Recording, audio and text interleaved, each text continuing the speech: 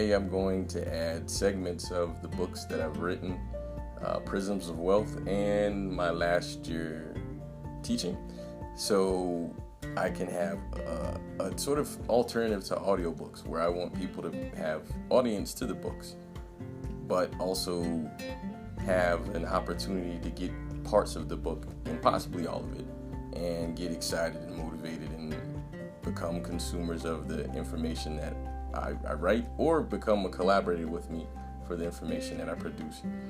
All the books, both of them, Prisons of Wealth and my last year teaching, are in English and Spanish. So each recording for one whenever I do a recording for one will be in English and one will be in Spanish, because I look to diversify the listenership, and I want to be able to have a conversation with different types of people.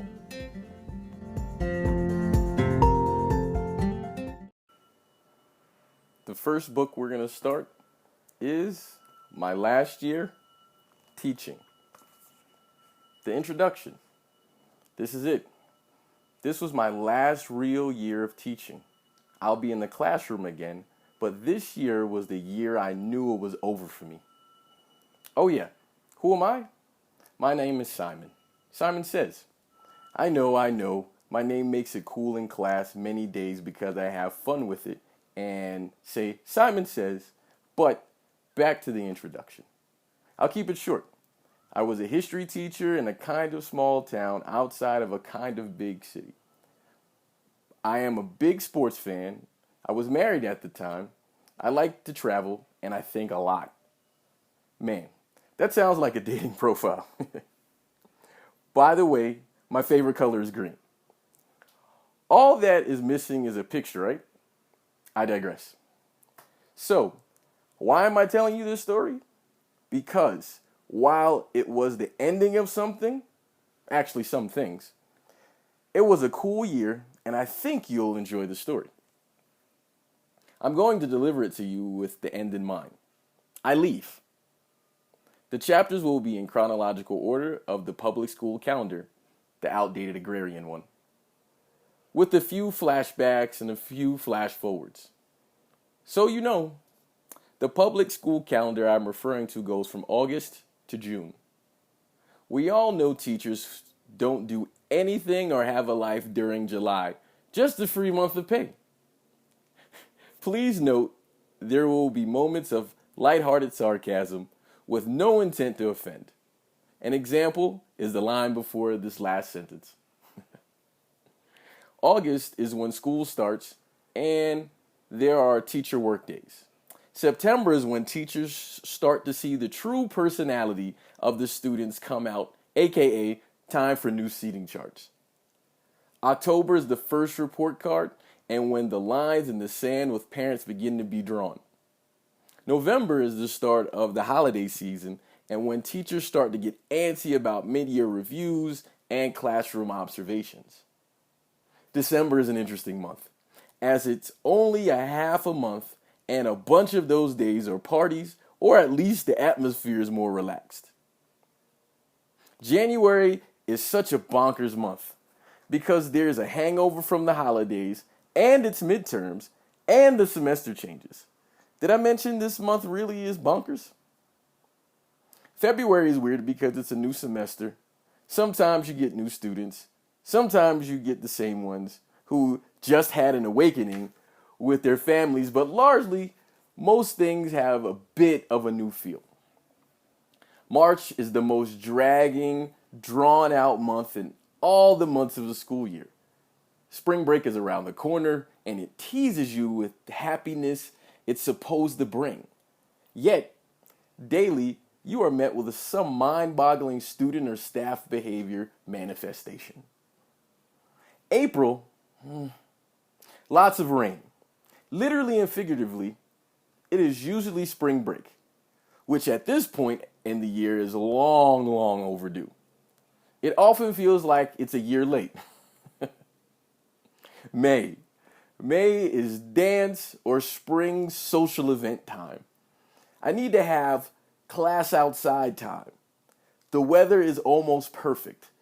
The ambitious chaps who are basically done and have mentally moved on to the next school year while savoring the moments of this one. The struggling chaps in full contingency plan mode, they're on plan C or D to save their academic year. June. If there was ever a sad month in school, it's June. The reflections, the final exams, the thoughts of moving on, the growth for both you and the students, the final observations, the finalization of your plans to avoid eating ramen noodles all summer, the plans to prevent you from going stir crazy without the normalcy of students. It's an all-around soap opera month. This is the framework of the story for the final year of teaching for me. Try to remember the brief descriptions of these months as they unfold and coincide with the personal life events of the story. It's kind of like a study guide or a syllabus. We'll talk again at the end. Enjoy. Chapter 1, Summer Setup. Students will be able to, you hope or pray, they're able to do something, anything academic when they come back to school. I know what I'm able to do. I'm going into my 5th year of teaching. I can do the basics on cruise control. I'm unsure that's a good thing or a bad thing, but it does keep my stress low. This August was different for me. Every summer out of school since I started teaching, I managed a literacy camp for at-risk youth. It was fun. I got to meet new people and create new relationships from across the country. If you know me, that means potential road trips.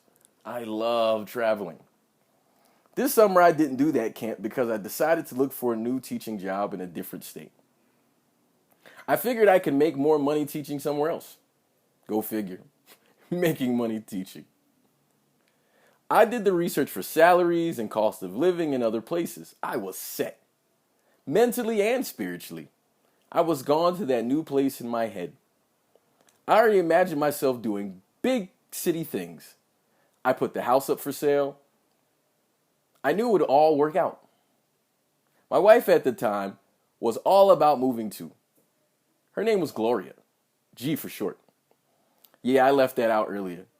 I made a promise to her that we would live in a big city and live a life of low-key glitter and glamour. You can see I am a dreamer.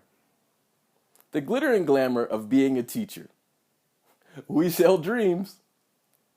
When I shoot for the stars. The biggest star. The sun, as a matter of fact. I was personally in the red financially all summer because I focused my energy and money on traveling to interviews. My wife was very understanding. I was determined to make this move. I even had a few potential job offers. But the circumstances around those offers sucked on a level that I was unaware suckiness could occur. Regardless, I'm back at the same school. Everest Oak Public School. There's a new principal. This is my first time with the new school principal. I've had several new assistant principals during my time here in this school, and they have all been pretty cool people. I felt like this would be similar. The only thing I knew about the new principal was they were a newly promoted assistant principal from another school. I'm guessing they'll be cool too. Honestly, I had no idea what the ascension to full principal entailed. Maybe a student suspension contest or the most survived parent conferences without being cursed out. But I felt confident there was some political garbage in the mix at some point in the selection process. Either way, politics is life, right? They had to play and participate in a game that may have affected their personality, hopefully in a positive way. Fingers crossed. Good vibes, good fortune. I talked to the school secretary, Miss Doris, to collect my keys, and she told me that I was in the same room. Oh, yeah. I had watched every year as teachers got moved to new classrooms. This was a gold star start to the school year. This statement means a lot coming from me because I despise stickers and such normalized cutesy teachery things. Here's a background on teachers moving. When a teacher has to move to a new classroom, they must sort out all the junk they left behind by the previous teacher. Maybe paint the room, sort out desks, drawers, and chairs. You know, the sorts of things that makes a teacher feel like the room is theirs. I mean, if a teacher is uncomfortable in their workspace, that'll be a moody teacher. Sidebar. The ultimate moody teachers are the floating teachers with carts and the teacher whose room they float into. I didn't get a floater either. Oh yeah. One more sidebar about the floating thing. One of the reasons the stationary teacher doesn't normally enjoy having a floating teacher is because they don't really have a place of peace during their planning period. With all of the meetings and other things teachers get pulled into, having your own room or place to go, shut the door, turn the lights out, and do whatever you want in peace, there may not be a more cherished place for a teacher. Okay. Back to it. I got my keys and I had the same room. I told Miss Doris she was my favorite. She was. I knew she made that happen for me. The school front office staff can make your life in school an amazing place. I left the front office and I started to walk down to my room. With a little bit of bounce in my step, of course. Being back in my old digs gave me a bit of energy. Even though I still did have one foot out of the door. Mentally, definitely. Hell, 1 foot out of the state. As I walked, I looked around at nameplates on doors to see who the new teachers were and where some of the old teachers may have moved. I would have known who the new teachers were, at least their names, if I read my email. But I didn't read any school emails during the summer. You already know why. Back to checking the names. Miss M in the same room. Mr. Randy in the same room. Oh, Miss Casey. Who's this? Yeah, I know. I said I was married. I'm not blind, though. Laugh with me here. Laugh. I mean, a man is always open to having a new work wife. Okay, listen. A friend told me that term, and I'm just using it. And one more door. Mr. Rick. What? Rick is next to me this year? Oh, yeah. Rick is my friend. He's been at the school for a while. He's far from old, though. He actually went to the school. This guy was the after-work beer and social event king of the school. He also was the yearbook editor, so events were his thing. He probably took that job because he was a newspaper reporter before teaching. He also coached sports, softball, and boys track and field. You may have noticed I passed every other classroom, but I walked into this one. Rick had his daughter with him. They were painting the room. As he was new to the room, beautiful Yankees blue and white. You can see he's a Yankees fan just as I am. We chatted for a bit, and then I went to my room. Everything was the way I left it. No, wait.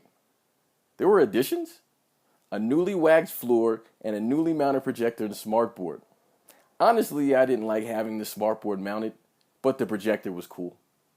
I preferred being able to periodically change the direction of the projector when I changed the design of the room, and now I was unable to. But oh well. Wait a minute. Was that an extra computer too? Oh my. This room is better than how I left it.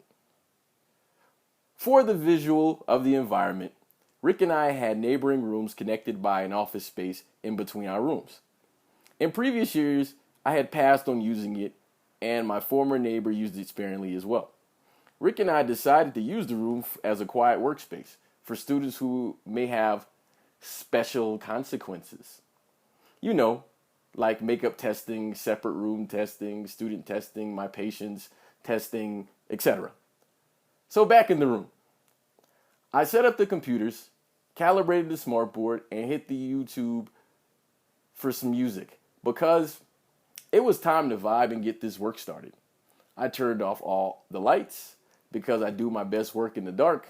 I closed the door so people didn't think anyone was in the room, hence no unexpected visitors.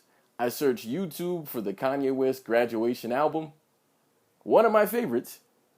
let's start the album from the beginning. Good morning. I was working.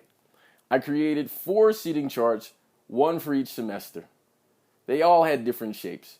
One for a Socratic seminar, one for groups, another for pairings, and the final one was for testing, aka boring straight line rows. I moved my desk in every iteration of the seating chart. It was a bit of a challenge this time because of the mounted projector, but I've yet to come across a challenge made by man that I can't overcome. I set up the seats for the first seating chart as I printed my roster and began placing students in seats. My first seats were usually in alphabetical order, and that usually helped me remember names. Sidebar. I sucked at remembering names. I usually begin with remembering names in October. Yeah, I said October. Hey, as long as the grades are correct, that's all that matters. Speaking of grades, I set up my digital grade book with corresponding assignments for the entire quarter. I created the students' outline user accounts for their digital textbook where they would take quizzes and tests.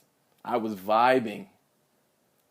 It's about lunchtime now. The new principal came on the intercom to do an auditory introduction. I wasn't really listening. And to remind the teachers that they have professional development courses to attend after lunch at different schools. I guess I should stop working now. I have a habit of continuing to work whenever I get in a groove of working because I feel so productive. Rick came through the adjoining office door and asked if I want to go to Okashi.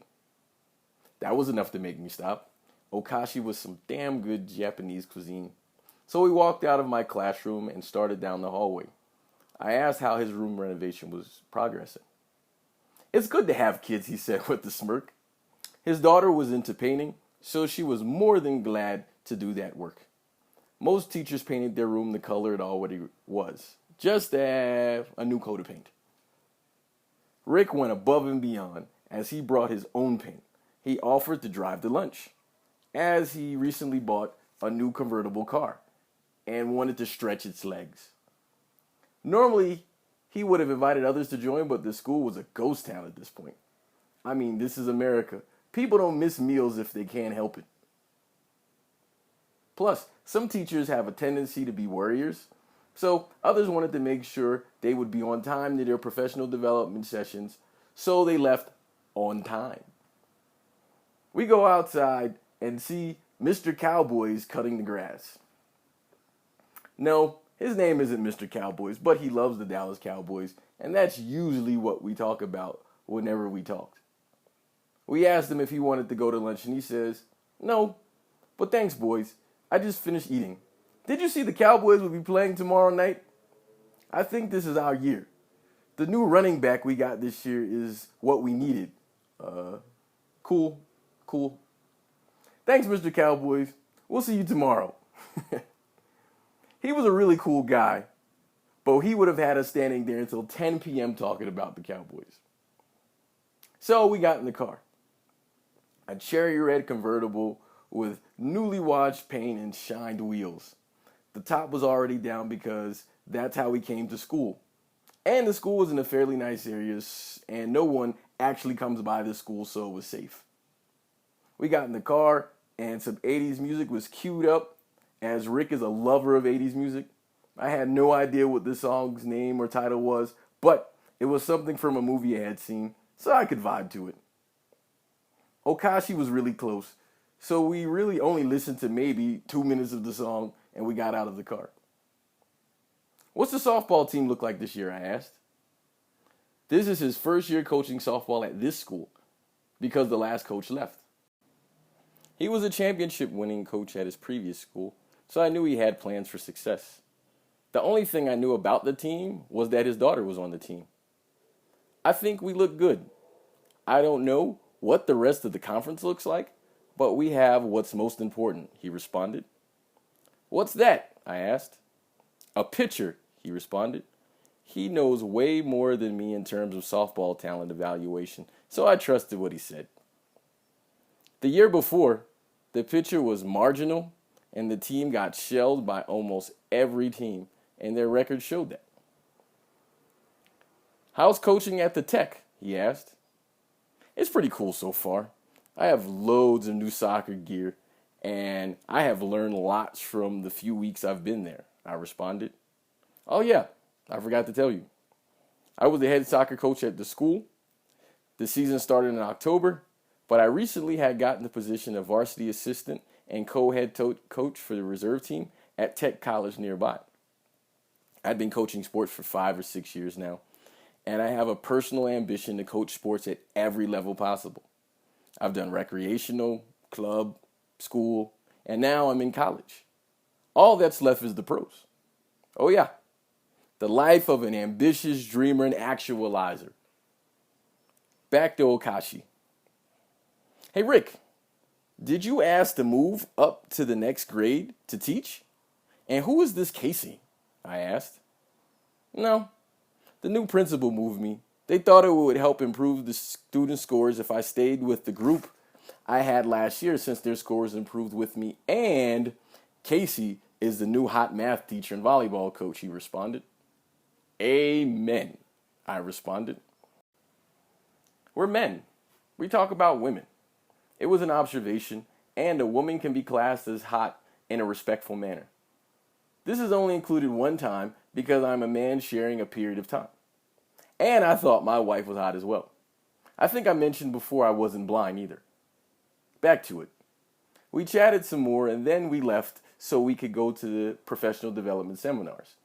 I arrived at my professional development location and saw lots of people I knew. Even though I planned on leaving, it was nice to see familiar faces.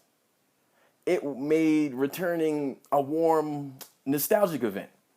Many of the history teachers there were coaches of various sports, so I was also familiar with them on the playing field as well. Cool. My boy John was there. We started teaching in the district at the same time, and he was a part of the same orientation group as me. He asked me how the football team at my school was looking. I told him I didn't know because I wasn't coaching football this year. I was coaching soccer at Tech. He was a football and wrestling coach at a different school.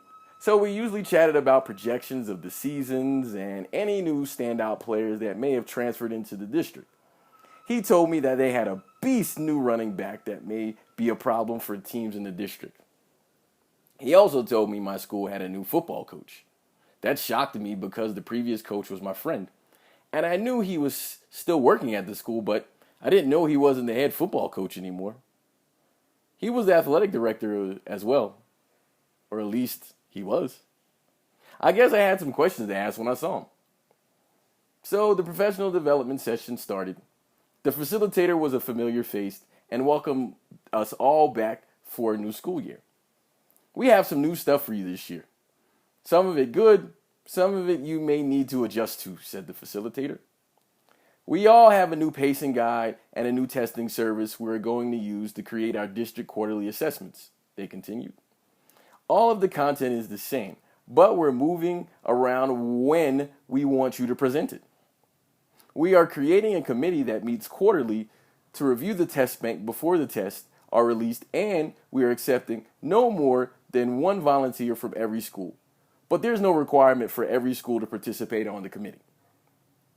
Okay. I think teachers are a bit tribal. So I observed that the vast majority of the people in the room were sitting clustered with people from their own school. There was a murmuring and a few huffs here and there about the information just shared. Teachers tend to be creatures of habit. A change in the pacing guide literally would cause teachers to have to go home and scrap their whole year. Honestly, lots of teachers coasted on previous years, materials, and presentations, regardless of the student results. On one hand, I could empathize and sympathize because I have used materials that work for me over a number of school years, so it can be disappointing and frustrating. In the same breath, I can say that I created new things yearly based on the students and how they have showed me they learn best. So I function with a balance. Back to the meeting. The facilitator asked if anyone would like to volunteer today to join the committee. I raised my hand immediately because I wanted to make sure I knew what's on the tests and how they'll be formatted. I mean, what teacher wouldn't want to be able to help their students perform well on a test? They took my name down for the committee, and they continued with the updates. The meeting ended probably an hour after that. After an hour drive to my home, I walked in the door and she greeted me. "Hi, honey." She hugged me and said she had dinner ready for me. She told me she left it in the microwave. Then she returned to watching whatever it was she watched on Netflix or HBO or whatever it was she was watching. I warmed the food and took the plate to sit in the living room on the couch opposite her. It's August, and she was wrapped in a Snuggie in the house with the AC on. Weird British girl she was. She looked at me and said, "Wow." It was an inside joke because I hardly ever ate food right away when she made it. "Shut up, bruh," I responded with a laugh. "So, how was your day, honey?" she asked. "Mad stuff to do. I'm hyped, but mad stuff to do," I responded. "So you're off to the dungeon, huh?" she quipped.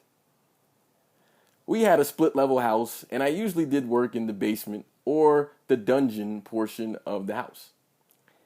"Yeah, I've got a few ideas flowing, so I may be up all night working," I responded. "Well, give me a hug now," she said in a sweet doe-like voice. I went to give her a hug and a kiss, and I went to the dungeon. You may have noticed that I didn't greet her with a hug or a kiss or any specific affection. She greeted me physically. I just had words. I mean, you see, I've called her bruh on several occasions. Being honest, I was awful at affection. Either I'm too rough or too cold. But she loved me. She was legitimately my best friend. I felt lucky because she helped me achieve significant things in life because she was a steady part of my life. I also felt lucky because I treated her like shit last month when we had an argument and she hadn't cut my throat or smothered me with the pillow while I was sleeping. It's around 11 p.m. and she peeked her head downstairs to say, "Good night, honey." I looked up and said, "Good night, bruh." As she walked to the step, her cat followed her and then walked down the stairs and proceeded to lay on top of the papers I was reading. "Mrs. Ginge loves you and wants to help," she laughed. "I can't stand your cat, bruh," I replied with a sneer. She left and I pulled the paper from under the cat, who then looked at me with an attitude and then sat on my bag. Over the next few days, I made new lessons, adjusted old lessons, created new student projects, and made a few tests from the requirements of the syllabus. Well, me, my baggy gray sweatpants, hoodie, and beanie hat did the work. That was my homework attire. I was damn near ready for school. I loved the work, the creativity, the imagining of finished projects. I truly enjoyed the process of teaching. End of chapter 1. Prisms of wealth, the spectrum we can see. Introduction. Dictionaries define wealth as a noun that is 1, an abundance of valuable possessions or money. 2, a plentiful supply of particularly desirable things. And 3, well-being. Over time, I have viewed dictionary definitions to be interesting. More so now that I understand that some unknown person or company observes behavior in society and then creates or adopts a phrase to describe the behavior. The significance of the word or phrase, generally, is universally accepted. In this life experience so far, I would describe it in 2 parts. Part 1, I was raised as an only child, and part 2, I have had the opportunity to travel. The first bit about me says, I may have started life more egocentric than others, and the second bit says, my bias has been reshaped over time based on experiences of diversity in culture and people in different places. At this moment, I believe I am in a great place physically, spiritually, and mentally. In a day of reflection, something I do as a regular practice now, I ask myself the following questions. 1. How can a person appear successful and yet feel unaccomplished according to their own standard? 2. How can a teacher, while striving to learn, it fucking bullshit? 1. How can a person appear successful and yet feel unaccomplished according to their own standard? Number 2. How can a person be a teacher while striving to learn in the teaching process? I think both questions are worthy of being asked to every person because, 1, the projection of success and actually feeling successful can be very different feelings. The fake it until you make it mantra is far from a one-size-fits-all mindset. Number 2, at some point in our lives, we all will wear a teacher hat. In most cases, primarily, we have to refer to the trial and error of on-the-job training. Ask any first-time parent, a couple who just became a couple, or a baby taking their first steps. Please understand the jest in that last one. Now, going back to the 2 questions, I scribbled all kinds of words and ideas on paper and was largely dissatisfied. I felt a personal connection to both questions but lacked answers. I graduated from college, I bought a house and a new car, and I had been married to a wonderful woman, and I was good at the jobs I had, and I even achieved a life goal sooner than expected. And with relatively little effort, still, I felt largely accomplished overall. I had no need for tangible trophies. I had friends and family that cared about me, and I was in a great mental and spiritual state. So I decided to challenge what I knew and check out other religious ideologies, spiritual philosophies, and even self-help gurus. I found all to be intriguing and understood why people would support each one, but I largely felt that my internal compass wanted me to connect to myself in a more significant way. One day I watched an audio video on YouTube called "The Next 32 Minutes Will Change Your Life Forever." Not religious. This is the way the title was written if you seek to find the video. I ignored the spelling and grammar of the title because the message was more important to me. A significant moment was when the video instructed me to write down goals. So I did. I normally passed on such things because they felt like empty activities. My spirit felt good, my mind enriched, and I already had direction. Then I thought, what harm can it do? Iron sharpens iron, and practice makes perfect, right? As I started writing, I realized my goal was then and is now wealth. But I felt it meant wealth as an adjective of other goals in life. You know, a word that describes a noun, kind of an adjective. I only describe it in that way because I have only recently become a fan of grammar, because I am learning another language. It's a little joke about myself as I try to practice acknowledging grammar and parts of speech as often as I can to give myself a pat on the back for my growth. So, I'm sharing my thoughts, growth, and path with you because I know I have gained a great deal of wisdom, and it is my desire to share my current perspective of wealth. I am one of the wealthiest people you will ever encounter in life, and I believe this because I have learned that wealth exists on a spectrum, kind of like the color spectrum. I use the analogy because I have always been fascinated by science and experimentation. One of the most intriguing memories I have related to this was in the 8th grade science class when the teacher gave us glass prisms. We shined the white light through one side, and on the other side came out Roy G. Biv. There were different shaped prisms, and they mostly produced the same results with slightly different perspectives.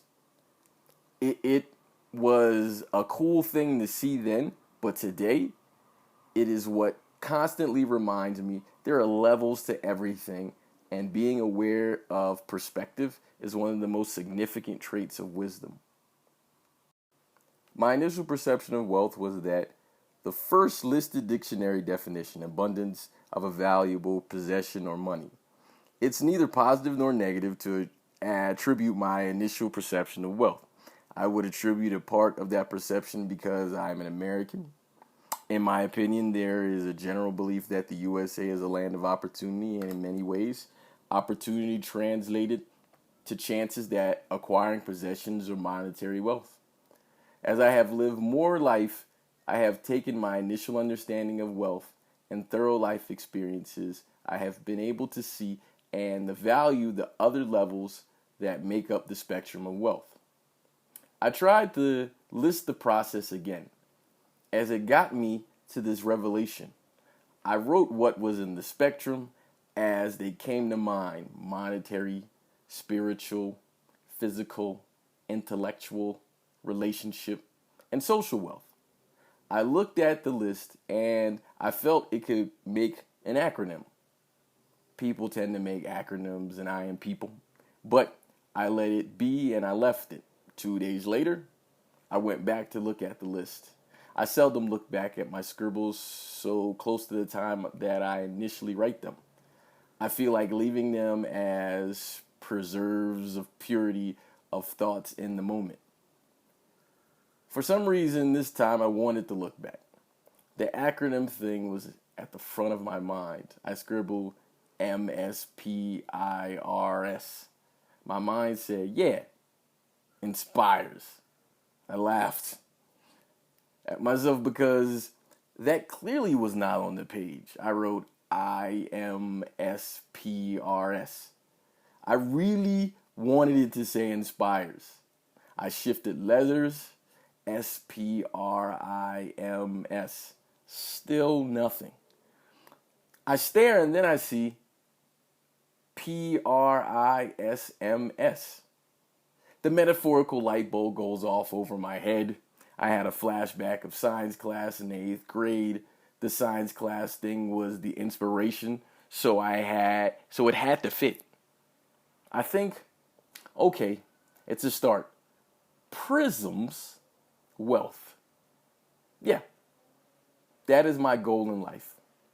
Now, I'm thinking I really want to write about this. Does it have a message though? Is there a sequence? A friend of mine, Charlie, regularly told me that I should write a book because we all have at least one story to share. An idea which I absolutely believe, so I stare at PRISMS and decide to write each word vertically under each letter in the acronym. Physical, relationship, intellectual, spiritual, monetary, and social. At that moment, I thought to myself, I am mind blown. I saw a sequence I could write about. I am a believer that inspiration comes when we are in the mode to receive it and let it out. At that moment, the weather was beautiful.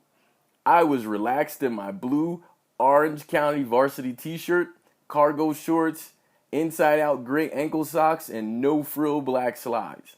I was sitting in front of the picturesque Armenian mountain backdrop at one of my favorite food places, Chepas, eating a chocolo cheese arepa made by one of the warmest female Colombian smiles. I was floating in my vortex, receiving good vibes. Needless to say, I was inspired and words in sequence flowed onto the paper. Every time I looked up from my pad, I literally saw that smile coupled with doe eyes, soul-stirring background music, quiet mountains, and still air. When I completed the framework for the last word in the acronym, I felt like magic was on my page, and I had a story to share that was worthy of the collection of written stories of human life. This was my public conversation of private thoughts that I have yearned to dialogue with other minds willing to challenge me in a fruitful way. So please, read this. Have a conversation with me. Challenge me in a fruitful and positive way. Add to the collection of human stories. End of the introduction.